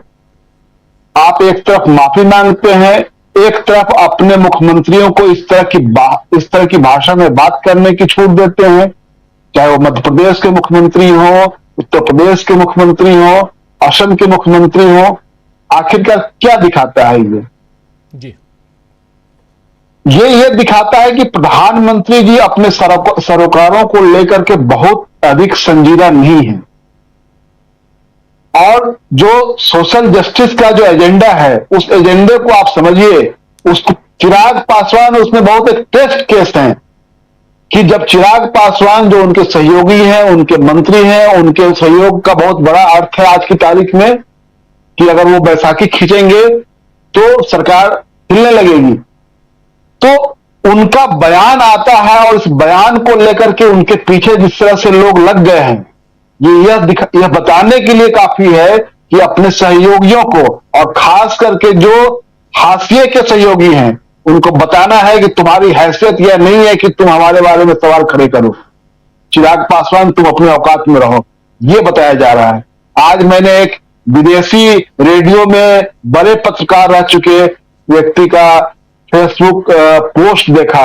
उन्होंने लिखा है कि चिराग पासवान जो दूसरों की तेल से जलता है वह सूरज को दिया दिखा रहा है। अब समझिए कि ये एक बहुत पुराने प्रतिष्ठित पत्रकार की यह भाषा मैं जब देखता हूं तो मुझे आश्चर्य होता है कि आखिरकार सोशल जस्टिस को लेकर के इतनी एरोगेंसी किस बात को लेकर के है। आप क्यों नहीं चाहते कि सोशल जस्टिस हो? सोशल जस्टिस का सवाल आज अगर सतह पर है तो मैं उसको, वो सिर्फ बौद्धिक सवाल नहीं है, आज की तारीख में वो बहुत ही हिंदुस्तान का जलता हुआ सवाल है। क्योंकि पिछले 10 सालों में जितना सामाजिक अन्याय हुआ है, चाहे वो आरक्षण के साथ हो, संविधान के साथ हो, जो हाशिए का समाज है उसके साथ हो, और इस सवाल को अगर राहुल गांधी अगर उठा रहे हैं, उनकी पार्टी किस स्तर पर उनके साथ है वो अलग बात का विषय है, लेकिन राहुल गांधी अगर अड़े हुए हैं इसको लेकर के, अगर तेजस्वी अब धरना पर बैठने जा रहे हैं, ये सवाल सतह पर आ रहा है। अगर चिराग पासवान कह रहे हैं कि लैटरल एंट्री के मैं समर्थन में नहीं हूं, अगर वो कह रहे हैं कि जातिगत जनगणना होनी चाहिए, तो ये सारे सवाल जो है, ये इन सवालों को लेकर के प्रधानमंत्री जी बहुत संजीदा नहीं है। वो चुनाव जीतने के लिए जो कुछ करने की बात कर रहे हो, लेकिन उनके इस कार्यकाल में भले ही वो कमजोर दिख रहे हो, लेकिन जो ग्राउंड, जो उनकी पैदल सेना जिस रूप में लगी हुई है, वो दिखाता है कि वो इतना जल्दी हार नहीं मानने वाले हैं। पैदल सेना को जो जिस रूप में उन्होंने लगा रखा है, तो दोनों चीजों को हम लोग को देखना पड़ेगा कि सरकार अपने सहयोगियों से घिरी हुई है, अपने पार्टी के भीतर असंतोष को लेकर परेशान है। जम्मू कश्मीर इसका सबसे बड़ा उदाहरण है, और कई राज्यों में है। जम्मू कश्मीर में जो हम लोगों ने चर्चा की कि उन्होंने उनको लिस्ट वापस लेनी पड़ी, ये साधारण बात नहीं है। जी वो सब बातें हो चुकी है। तो बिल्कुल, तो मैं ये कह रहा हूं कि इन स्थितियों में ये साफ साफ दिख रहा है कि प्रधानमंत्री जी की आभा लगातार खत्म हो रही है। और वो जो अभी जो अमलेंदु जी जो कह रहे थे कि जो एक साथ चुनाव नहीं कराने का, उसका मतलब ये है कि आपको हारना सब जगह, आपकी हार दिखाई दे रही है, लेकिन आप चाह रहे हैं कि टुकड़ों टुकड़ों में हम नीचे घटे। वो एक ही बार ये स्लाइस डाउन नहीं होना चाहते हैं, वो चाहते हैं कि टुकड़ों टुकड़ों में नीचे की ओर जाए ताकि दिखाई कम पड़े, वो असर कम दिखाई दे।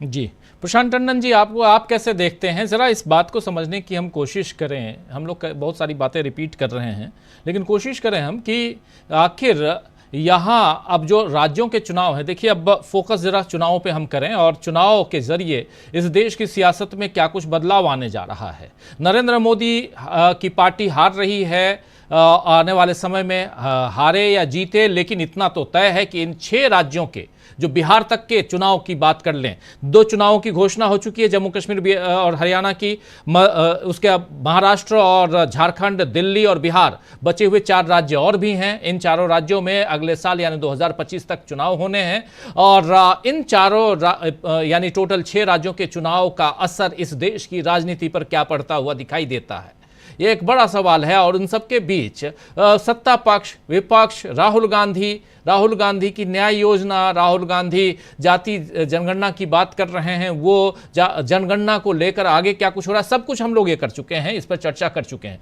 ज़रा आगे बताइए कि ये जो चुनाव होने जा रहे हैं उसका देश की सियासत पर क्या असर पड़ने जा रहा है? प्रशांत टंडन जी,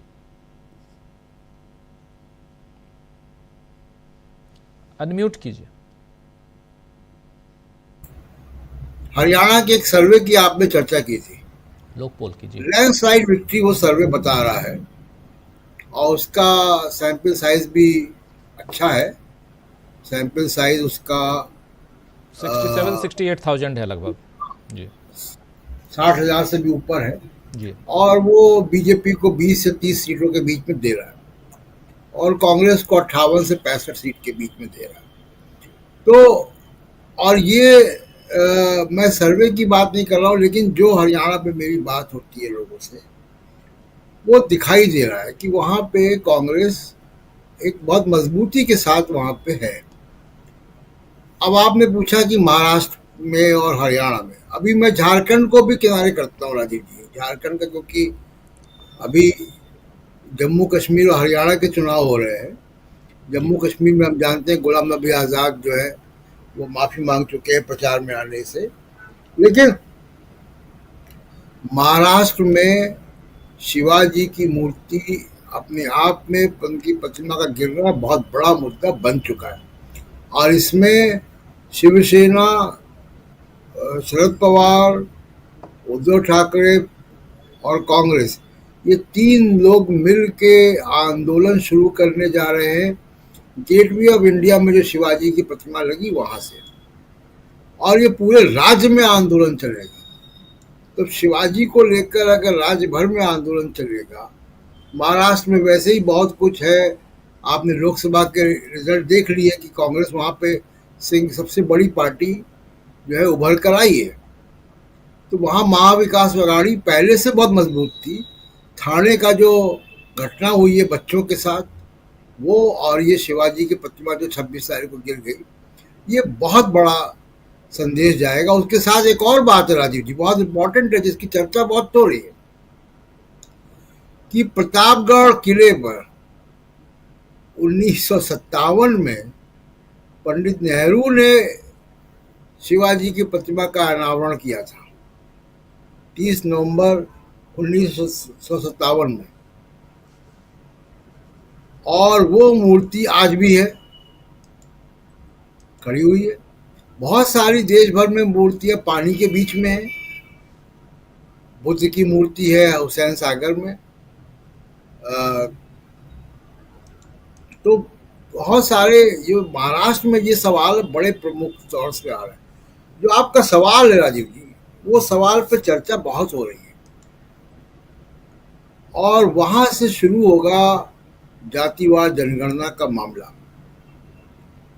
महाराष्ट्र और हरियाणा का चुनाव अगर नरेंद्र मोदी हारते हैं तो उनकी अथॉरिटी तो पहले ही कम हो चुकी है। आपको दिखाई दे रहा है किस तरीके से असम और उत्तर प्रदेश के मुख्यमंत्री या केंद्र के बीजेपी के बाकी नेता किस तरीके से एकदम वो इंडिपेंडेंट हो चुके हैं। वो उनको अब बीजेपी की सेंट्रल कमांड से कुछ मतलब नहीं है, वो अपना फैसले खुद कर रहे हैं। लेकिन नरेंद्र मोदी की अथॉरिटी में बहुत कमी आएगी।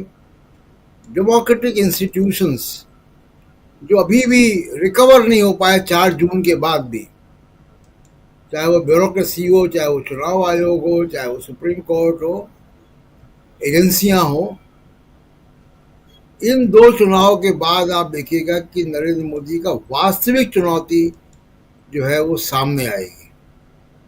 वो इंस्टीट्यूशंस अब दोबारा खड़े हो जाएंगे, और वो इंस्टीट्यूशंस दोबारा जब खड़े होंगे तो सरकार का चलाना, कंसेंसस क्रिएट करना, कंसेंसस के साथ लोकतांत्रिक परंपराओं के अनुरूप सरकार चलाना, जैसी सरकारें पीछे चलती थी, चाहे वो वाजपेयी की हो, मनमोहन सिंह की हो, या उसके पीछे की सरकारें, नरेंद्र मोदी की वैसी सरकार चलाने की फितरत नहीं है।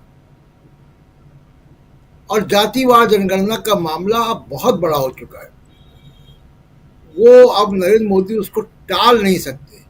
और मैं अभी आपको बता दूं कि अगर इस सरकार की मियाद कितनी है, सरकार कैसे चलेगी इन 2 महाराष्ट्र, हरियाणा और झारखंड के चुनाव के बाद, ये कितनी चलेगी, कैसे चलेगी, ये जातिवाद जनगणना तय करेगा। बिहार का एग्जाम्पल हमारे सामने है। 63% ओबीसी पॉपुलेशन बिहार के जातिवार सर्वे में निकल कर आई। उसके बाद रिजर्वेशन की सीमा बढ़ाई गई, 65% की गई, जिसको हाई कोर्ट ने फिलहाल स्टे कर दिया। लेकिन अब ये विमर्श पूरे देश में है, अब इसको रोक पाना मुश्किल है नरेंद्र मोदी के लिए।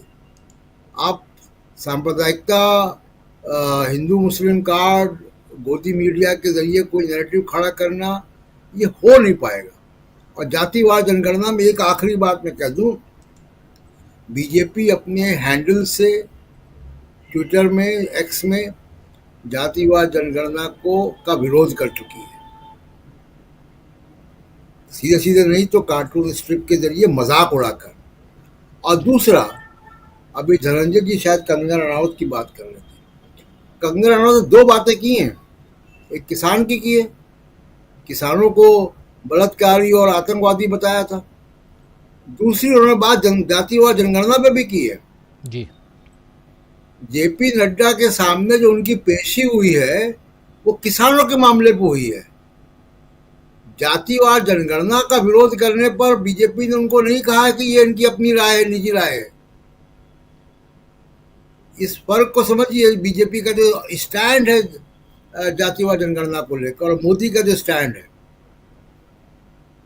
तो जातिवाद जनगणना और ये इलेक्शन के रिजल्ट तय करेंगे कि इस सरकार की मियाद कितनी है।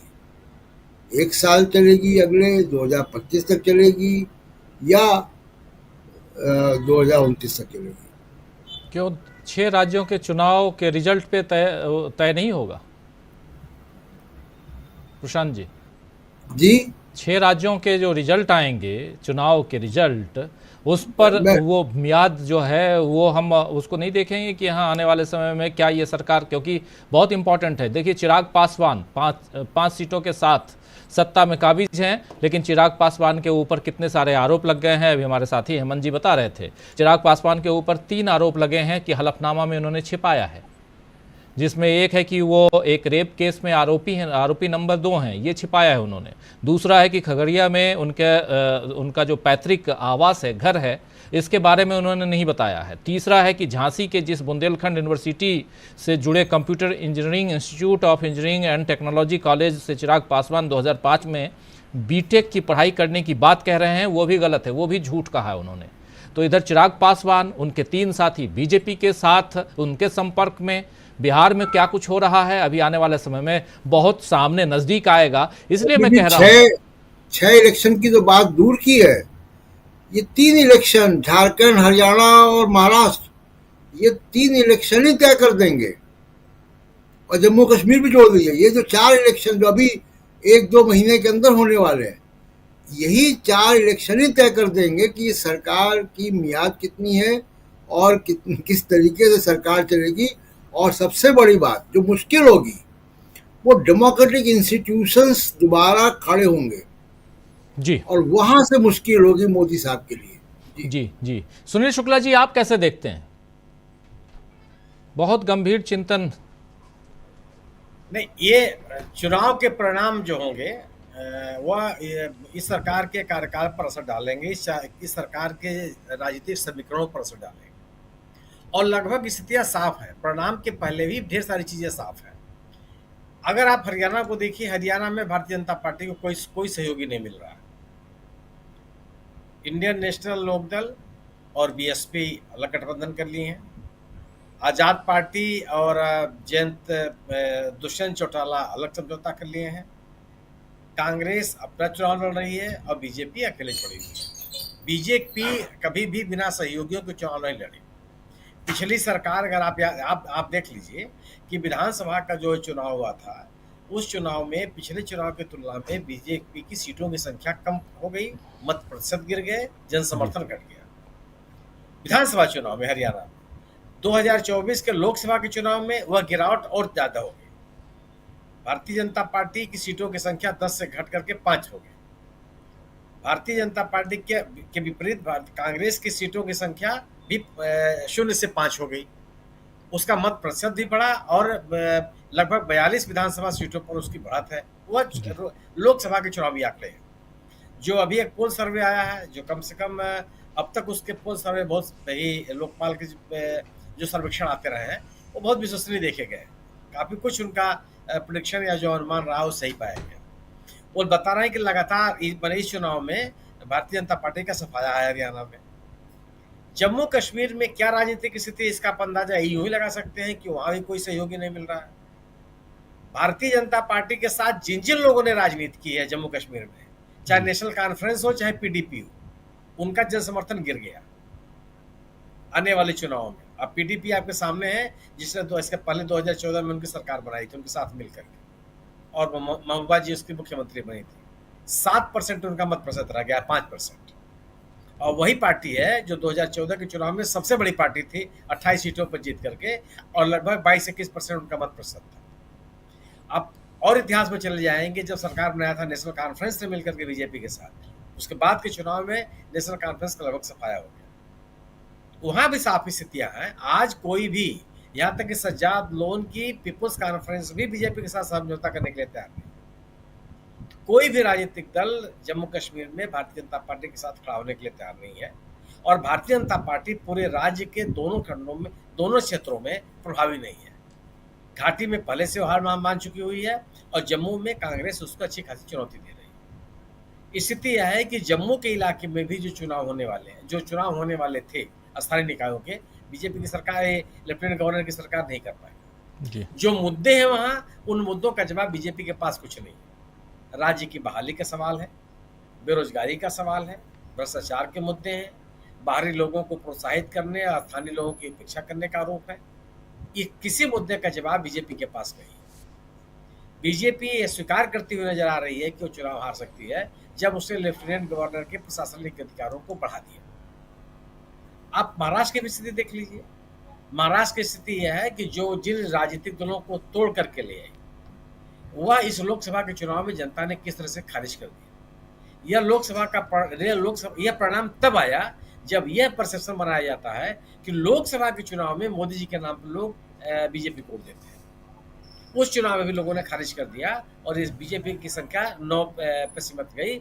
और जितने महत्वपूर्ण इलाके हैं, जैसे मुंबई महानगर, एक सीट किसी तरह से जीत पाई, मराठवाड़ा किसी तरह से कोई सीट नहीं जीत पाई, विदर्भ पूरा सफाया हो गया बीजेपी का। कहां से आप आ जाएंगे? तो जब लोकसभा के चुनाव में बीजेपी को लोगों ने स्वीकार नहीं किया, तो विधानसभा के चुनाव में कैसे स्वीकार कर लेंगे? जो उनके सहयोगी आए थे अजीत दादा पवार, उनकी स्थिति आपके सामने है। मतलब अपने अजीत दादा पवार अपनी पत्नी का चुनाव नहीं जिता पाए हो, बाकी लोगों का क्या करेंगे? शिंदे साहब को आप देख लीजिए, उनके लोग किस तरह से चुनाव हारे जी। तो महाराष्ट्र में फिर किसके भरोसे आप जाएंगे? ये संभव नहीं है। झारखंड के भी अगर आप बात करेंगे, जिसका चुनाव अभी डिक्लेयर नहीं हुआ, झारखंड में भी भारतीय जनता पार्टी बैकफुट पे है। अगर आप इतने ही राजनीतिक रूप से सशक्त हैं, तो आपको चंपई सोरेन की जरूरत क्या है? क्यों लेकर के आए चंपई सोरेन को? आपने दबाव डाला, तमाम तरह के किए, और पार्टी जेएमएम को आपने तोड़ने की कोशिश की। उसी झारखंड में 5 की 5 आदिवासी सीटें जो लोकसभा की है, भारतीय जनता पार्टी हार चुकी है। वहां की राजनीतिक स्थिति स्पष्ट है कि वहां की जनता कहां जा रही है, किस रूप में जा रही है। अगर आपके राजनीतिक समीकरण, आपका राजनीतिक समर्थक वर्ग आपके साथ नहीं है, तो किस बिना पर आपके साथ जो लोग हैं आपके साथ बने रह जाएंगे? अगर भारतीय जनता पार्टी का नेतृत्व, भारतीय जनता पार्टी के नेता चुनाव जीत की गारंटी नहीं है, तो उनके सहयोगी क्यों रह लेंगे? चिराग पासवान को ये बात समझ में नहीं आ रही है कि अगर आपको लंबे समय तक आपके पास सत्ता मंत्री तो बनने गए नहीं है। चिराग पासवान तो मुख्यमंत्री बनना चाहते हैं। चिराग पासवान तो अपनी पार्टी को और आगे ले जाना चाहते हैं। तो क्या भारतीय जनता पार्टी के साथ रह करके, सांप्रदायिकता और ध्रुवीकरण की राजनीति के साथ बने रह करके वो अपने राजनीतिक जनाधार को बढ़ा सकते हैं? मुझे तो नहीं लगता। जिस किसी भी राजनीतिक दल ने बीजेपी के साथ मिलकर के राजनीति करने की कोशिश की, उसका सफाया हो गया। अगर वो उस मूल विचारधारा की नहीं है जिस विचारधारा को लेकर के भारतीय जनता पार्टी चलती है। अगर आप सामाजिक सशक्तिकरण की राजनीति करेंगे और सांप्रदायिक ताकतों के साथ खड़े होंगे, लोग आपके साथ नहीं आएंगे। और यह सामाजिक न्याय की लड़ाई, यह सामाजिक सशक्तिकरण की लड़ाई, या जाति जनगणना की लड़ाई केवल सामान्य लड़ाई नहीं है, केवल आरक्षण का सवाल नहीं है। यह विपक्ष अगर बढ़ता चला गया तो हिंदुत्व का नारा कमजोर होगा। सवर्णों की राजनीति का जो आधिपत्य विभिन्न दलों में, वह कमजोर होगा। जो लोगों की हिस्सेदारी है, उसकी मांग बढ़ेगी।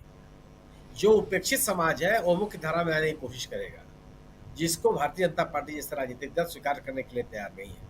जो भारतीय जनता पार्टी अपने राजनीतिक इतिहास में आज तक किसी दलित व्यक्ति को मुख्यमंत्री तक नहीं बनाई है, वो सामाजिक न्याय की लड़ाई में कैसे साथ खड़ी हो सकती है? कैसे खड़े हो जाएंगे? आपका राजनीतिक शैली बताती है कि क्या आप किसके साथ हैं। तो यह सामाजिक न्याय की लड़ाई भारतीय जनता पार्टी की राजनीति के सामने बहुत बड़ी चुनौती है, और यह बनती हुई चुनौती ही भारतीय जनता पार्टी के सहयोगियों के लिए भी एक संदेश है कि वह उनके साथ अपनी संबद्धता बनाए रखें, या उन ताकतों के साथ जाएं जो उनके नारों और उनके उद्देश्यों के साथ लगी हुई। यह जो बदलता हुआ राजनीतिक माहौल है, यह बताता है कि यह जो वर्तमान सरकार है, इसकी अवधि कितनी दूर तक जा सकती है। जी बिल्कुल बिल्कुल। धनंजय जी, आप कैसे देखते हैं, क्या आने वाले चुनाव बहुत ज्यादा असरकारी होंगे सत्ता पक्ष पर? देखिए, मैं महाराष्ट्र पे थोड़ी और बात कर दूं, उसमें से स्पष्ट हो जाएगा। ये जो शिवाजी की मूर्ति टूटी और उसकी वजह से जो प्रधानमंत्री माफी मांग रहे हैं, उसकी एक बहुत बड़ी वजह क्या है? आप गौर कीजिए कि शिवसेना का की जो है, शिवसेना के आदर्श जो है वो शिवाजी रहे। तो शिवाजी की मूर्ति टूटती है तो उससे शिवसेना को फर्क पड़ता है। शिवाजी कौन थे? मराठा नेता थे, मराठाओं की बात आती है तो ओबीसी भी उसमें जुड़ जाते हैं। और मराठा वोट लाने के लिए ही तोड़ा गया शिंदे जी को। एकनाथ शिंदे को क्यों तोड़ा गया? शरद पवार को क्यों तोड़ा गया? शरद पवार जी की पार्टी को, वो मराठा वोट लाने के लिए। मराठा और ओबीसी का आंदोलन जो चल रहा है उसको भी आप गौर कीजिएगा। तो सारा संदर्भ में रख दे रहा हूं, बहुत ज्यादा समय नहीं है बहुत बोलने का जी। तो जो किया था, अजित पवार को तोड़ करके लाए, एकनाथ शिंदे को तोड़ करके लाए, दोनों इसलिए लाए थे कि मराठा वोट बैंक जो मजबूत है शरद पवार के साथ या जो शिवसेना के साथ, वो तोड़ करके हम ले आएंगे हमारे साथ। तो हमारे साथ हिंदूवादी वोट तो है ही, मराठा वोट भी आ जाएगा, सबको निपटा देंगे। लेकिन सबसे बड़ी मुसीबत में एकनाथ शिंदे फंस गए। अब एकनाथ शिंदे को आगे करके ये चुनाव लड़ना चाह रहे थे, क्योंकि देवेंद्र फडणवीस का पूरा ट्रैप जो है खत्म हो गया खेल। मोदी जी को जिस तरह से आगे किया गया राष्ट्रीय राजनीति में, अब केशव प्रसाद मौर्य को आगे किए जाने की बात चल रही है कि उनको जो है अध्यक्ष बनाया जाएगा, ओबीसी पॉइंट। तो आरएसएस और बीजेपी दोनों बेसिकली जो दाव चल रहे हैं, जो उनके हिस्से का खेल नहीं है, जो वो खेलना जानते नहीं, उन जगहों पे जाके खेल रहे हैं। और उसका खामियाजा ये भुगतना पड़ रहा है उनको कि जो मराठा वोट को अपने साथ लाने के लिए रणनीति अपनाई, तो अचानक चुनाव के समय चुनाव होगा, नवंबर खींच ले जाएंगे, उसके आगे कहां ले जाएंगे। और आप देख लीजिए कि अजित पवार की पार्टी खुद सरकार के खिलाफ खड़ी हो गई, आंदोलन कर रही है इस बात को लेकर के शिवाजी की मूर्ति को लेकर। तो शिवाजी महाराज जो है वो मराठाओं के बड़े नेता है और वो भी लग रही है। आरएसएस को लग रहा है कि महाराष्ट्र हाथ से अगर चला जाएगा तो आगे आने वाले समय में भी, अगर मराठा नाराज हो जाएंगे इस बात को लेकर के, तो आने वाले समय में भी जो आरएसएस की राजनीति है वो बाधित हो जाएगी। तो तमाम चिंताएं उनके पास है। और उसको लेकर के जो इन लोगों ने किया था कि हम अपने दम पर सरकार बनाएंगे, अब शिवसेना उद्धव ठाकरे की जरूरत नहीं है, उद्धव ठाकरे को बदनाम किया गया किस तरह से, आप जानते हैं कि वो बाला साहब के नीतियों पे नहीं चल रहे हैं, वो हिंदूवादी शक्तियों से को हट छोड़ करके कांग्रेस मुस्लिम परस्त जो पार्टी उसके साथ चले गए हैं, तमाम चीजें लगाई।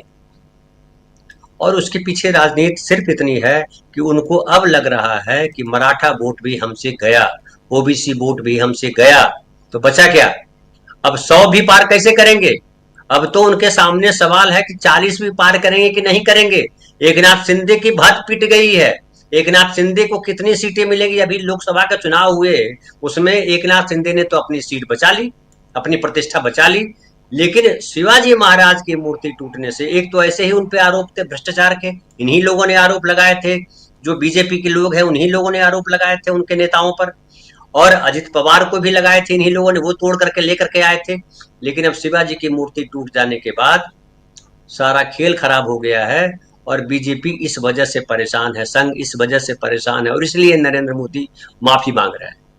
जी नरेंद्र मोदी क्यों माफी मांग रहे हैं? नरेंद्र मोदी की माफी की बात हम बहुत कर चुके हैं, और लेकिन उसके अलावा आने वाले चुनावों का रिजल्ट जो है वो क्या असर दिखाएगा केंद्र की सरकार पर? सत्ता पक्ष पर आसीन है, उस कुर्सी पर, प्रधानमंत्री की कुर्सी पर तीसरी बार बैठे हैं नरेंद्र मोदी। आज भी भाषण में कह रहे थे, लेकिन क्या ये कुर्सी बहुत दिनों तक चलेगी, इस पर भी संदेह है। लेकिन संदेह उसके साथ साथ ये भी है कि आने वाले समय में क्या कुछ राज्यों की सरकारें गिरा दी जाएंगी, कुछ राज्यों में इमरजेंसी या कुछ राज्यों में राष्ट्रपति शासन लगा दिया जाएगा। बहुत सारी बातें, बहुत सारे सवाल खड़े हो रहे हैं। आने वाले समय में देश में सियासी हलचल तेज आप देखेंगे, ये तय मानिए।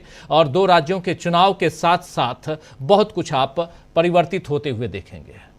बिहार से भी बहुत खबरें आएंगी और खबर बंगाल से भी आने वाली है। तो बहुत बहुत शुक्रिया अदा करता हूं धनंजय जी आपका प्रशांत टंडन जी, सुनील शुक्ला जी, हेमंत कुमार जी और हमारे साथी अमलेंदु उपाध्याय जी, आप सबका बहुत शुक्रिया, बहुत धन्यवाद। आप तमाम साथी जो हमारे साथ बने हुए हैं, आप सबका भी बहुत बहुत शुक्रिया अदा करता हूं। बहुत कुछ है देश की सियासत में और कई सारे साथी कहते हैं कि बहुत सारी बातें महत्वपूर्ण है, लेकिन आप लोग सिर्फ और सिर्फ सियासी बात क्यों करते हैं। सियासी बातों के अलावा बहुत सारी खबरें